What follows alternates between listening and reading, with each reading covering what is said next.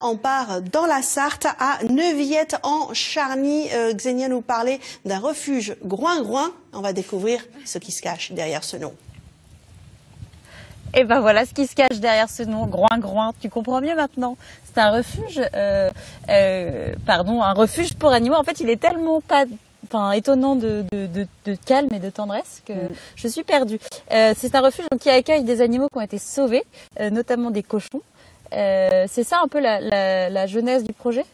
Oui, c'était se concentrer lors de sa création au refuge, donc il y a maintenant 16 ans, c'était de se concentrer sur les cochons, alors plutôt les cochons dits de compagnie, les cochons vietnamiens, qui sont victimes de beaucoup d'abandon.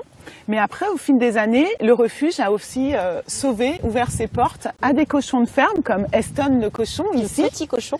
Voilà, de 250 kilos. Et qui aussi maintenant ouvre ses portes à des vaches rescapées, des chevaux. Sauvés, quoi. Exactement. Et alors, tu disais que ça avait commencé par des cochons. C'est des cochons qui vous ont été apportés, que vous avez trouvés en vous baladant quelque part. Comment ça se passe? Eh bien, il y a autant d'histoires qu'il y a d'animaux. Dans le cas de ces cochons de ferme, alors ça peut être Eston dont l'éleveur a arrêté l'élevage parce qu'il était proche. Il s'est rendu compte que finalement, en fait, il voulait leur laisser la liberté. Exactement. Et puis Noé, qui est un cochon trouvé dans les rues d'un village à côté d'ici. Ah ouais. Et qui s'était échappé de là où il était engraissé pour être mangé. Donc ici, ils sont bichonnés. En fait, c'est une chance pour eux, c'est une deuxième vie finalement. Et après, ils resteront jusqu'à leur mort finalement. Mais il n'y a plus de raison qu'ils partent. Exactement. Une fois qu'ils arrivent au refuge, ils resteront toute leur vie.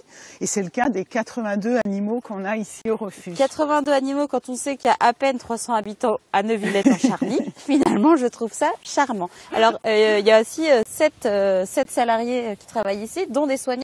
J'ai vu qu'il y avait des filles qui travaillaient avec des chèvres et des poules.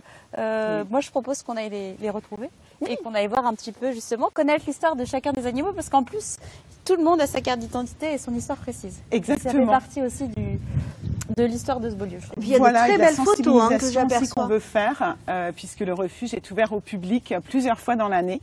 Et donc chaque animal, en tant qu'individu, a droit à son histoire. À sa belle histoire. Affichée. Nous aussi. Toi aussi, tu es formidable. Tu as une belle histoire. Bon, allez, on va voir les filles.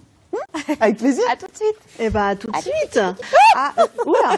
Eh ben, qu'est-ce qui t'arrive, Xenia? tu as eu peur? Je me fais attaquer par des chevaux. Oh, bon, ça va. Ils sont très mignonnes, mais qui ont très très faim. Non, tout va bien. Du coup, j'ai rejoint Cyrielle qui est soigneur animal et qui est en train de nourrir les chèvres qui ont très très faim. On sent qu'elles sont heureuses de vivre, pleinement épanouies. Alors elles aussi, elles ont été sauvées. Est-ce qu'elles ont du mal à s'adapter ou ça se fait facilement? Le plus compliqué, je pense que c'est vraiment l'intégration au troupeau, parce qu'il y a toujours un troupeau existant. Elles sont partout. C'est qu'il y a toujours un troupeau et du coup qu'il faut s'intégrer. Exactement, comme c'est dans ça. un groupe. Voilà. Après, elles vivent avec tous les autres animaux. C'est ça. En fait, la nuit, elles ont leur petit enclos pour être sûres que, avec leur petite cabane, leur foin, leur petite routine.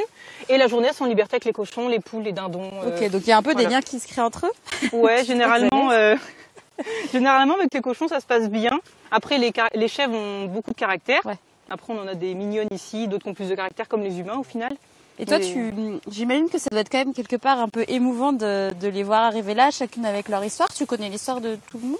Oui, ils ont chacun leur petite histoire. Par exemple, on a Haddock qui est juste ici, qui lui est qui est ici en pension. Okay. Voilà, c'est sa propriétaire qui avait 2 chèvres. Sa petite copine là du coup est décédée. Il restait plus que Haddock et elle se voyait pas reprendre une autre chèvre. Okay. Donc Haddock, vu qu'une chèvre c'est grégaire, ça doit forcément vivre en troupeau. Là ça se passe très bien en troupeau. Après on a Hermine qui est arrivée, qui est la plus timide pour le moment, c'est la petite dernière, la petite noire et blanche, et qui est trop belle en plus. Ouais. Et elle a été retrouvée en liberté. La forêt, ça? Exactement, c'est ça. Elle a été abandonnée dans la forêt, donc c'est des passants qui nous ont signalé que. Oui, c'est ça. En fait, on peut vous appeler pour vous dire ici il y a un animal. Exactement. à aucun moment les gens vont vous dire bah, je vous donne mon animal et en une contrepartie financière. Après, il y a des personnes qui peuvent faire aussi la démarche d'arriver et de dire je vous abandonne mon animal parce que parfois c'est financier, familial, il y a tellement de raisons. Vous ne donnez pas de sous en contrepartie, c'est vraiment. Non, du tout. Voilà. Ah non, vraiment. Ouais. Voilà, on n'a jamais cette démarche d'acheter. De toute façon, les 3/4 des refuges jamais. Oui, bien sûr. Voilà, parce que sinon, vous êtes là aussi pour les faire vivre et justement. C'est quoi qui fait que vous pouvez les nourrir, les nettoyer? C'est des dons? C'est ça, c'est les dons et les parrainages. Les parrainages, voilà. C'est-à-dire que moi demain je peux dire je vais vous donner de l'argent pour nourrir. Exactement. Okay. En fait, sur notre site internet, donc on a le profil de tous les animaux, donc toutes les chèvres qui sont là, les cochons, les poules et les vaches et les chevaux aussi. Et en fait, mensuellement ou annuellement, on peut donner le don qu'on veut. Okay. Vraiment, on donne la somme qu'on veut. Et pour l'animal qu'on le souhaite, que si on a un coup de cœur, on peut venir le voir aussi pendant les Happy Day, on peut le voir au refuge, comme ça permet de faire un petit lien. Et en devenant parrain marraine, ça permet de faire vivre de A à Z l'animal. Donc que ça soit le nourrir, payer les soigneurs, financièrement aussi pour médicalement aussi. La visite des vétérinaires. Exactement, c'est ça. Permettre qu'ils aient un espace équilibré. Exactement. Et heureux. C'est ça. Et écoute, c'est super. On va continuer la visite. J'ai vu qu'il y avait aussi des poules et des coqs là-bas. Exactement. Donc j'imagine que eux aussi ont une histoire. Allez les filles, on vous laisse. À tout à l'heure. Mangez bien. À tout à l'heure, Xenia. On va retrouver Xenia qui est en Sarthe aujourd'hui. Elle est dans un refuge pour animaux, dans un tout petit village. C'est Neuvillette. Ah là là là là. Xenia, est-ce que tu peux m'aider? J'ai oublié. Neuvillette en Charny. Non. Débrouille-toi. Débrouille-toi. Merci, la solidarité. Et surtout, je suis au refuge Groin-Groin. Et je te présente Mathilde, qui est aussi soigneur animal. Alors, tu te demandes pourquoi Mathilde est en train de donner un petit bain à un coq. Je ne sais pas si tu vois, parce qu'on a un invité surprise. Non, je ne vois pas le coq. En fait, voilà. J'ai jamais vu un coq aussi immobile. Voilà, il était caché. Et surtout qui aime bien les caresses, les petites papouilles comme ça. Alors en fait ce coq, il a aussi une histoire. Il a été récupéré d'un élevage en batterie, c'est ça? C'est ça. Il est il était dans un élevage en batterie. On l'a récupéré quand il était poussin. Et maintenant il a 3 ans et demi, sachant qu'en élevage ils vivent à peu près 35 jours.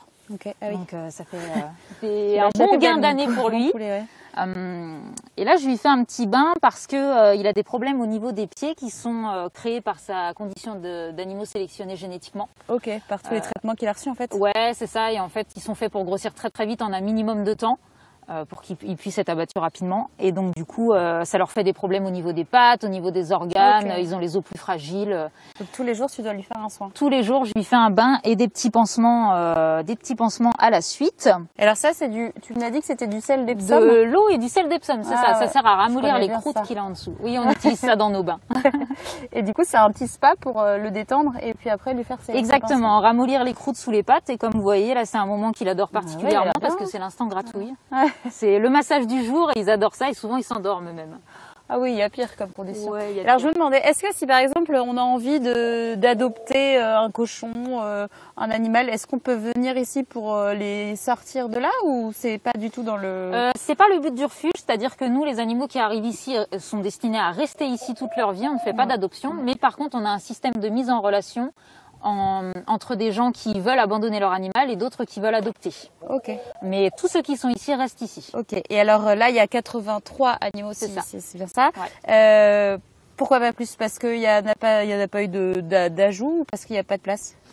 Donc actuellement on est plein, si je peux dire. C'est parce qu'en fait on pourrait techniquement en avoir un peu plus, mais ce serait au détriment de la qualité de vie de ceux qui sont ici. Donc ça veut dire qu'il y a une grande liste d'attente. Enfin, vous recevez plusieurs appels. Tous les jours, il y a une dizaine de demandes à peu près pour des abandons, que ce soit les animaux issus d'élevage un peu moins, mais surtout par exemple les petits cochons vietnamiens comme on a derrière nous. Oui. C'est tous les jours qu'il y a des demandes d'abandon. Parce que figure-toi qu'à l'âme, c'était des cochons qui étaient dits de compagnie. C'est ça. Comme il y en a qui ont des petits chiens de compagnie, des personnes ont choisi d'avoir un cochon de compagnie qui finalement se retrouve ici. Et je me demande si c'est pas plus mal parce qu'ils sont quand même sacrément bien. Ça c'est la taille adulte. Ils sont super bien. C'est un petit paradis pour eux. Et alors celui-là, il est pas encore à la taille adulte, il est à 1 an et demi à peu près, et c'est 3 ans. Voilà. Je sais pas si tu vois le gros là-bas qui est noir, celui-là, il est arrivé à la taille adulte. Il faut avoir un grand salon et un grand canapé on est sur quand un même. 70 kilos. À peu près. Voilà. Alors souvent c'est pas conseillé en appartement de toute façon. Bon ça tombe bien, je comptais pas adopter un cochon. Bah voilà. Ah mais je pensais que c'était une bonne idée pour à l'occasion. Merci beaucoup Xenia. C'est ça. C'était une très belle découverte, en tout cas, le refuge Groin-Groin. Merci à vous deux.